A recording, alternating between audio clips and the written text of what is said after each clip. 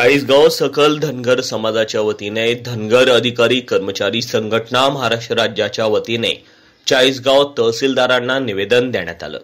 गेल्या 70 वर्षापासूनच्या प्रलंबित मागणीसाठी वारंवार धनगर समाज बांधव यांना अनेक मार्गाने आपल्या हक्कासाठी लढावे लागत आहे, तरी देखील शासन प्रशासन दखल घेत नाही।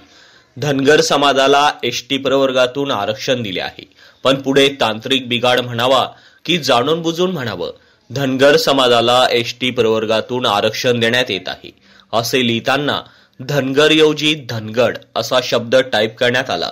फक्त रच्या जागी ड झाला। आम्ही सरकारच्या निदर्शनास अनेक वेळा आणून दिले आहे, महाराष्ट्रात धनगड ही जात जमात समाज नाहीये। फक्त धनगर हा समाज जवळपास 1.5 कोटी आहे।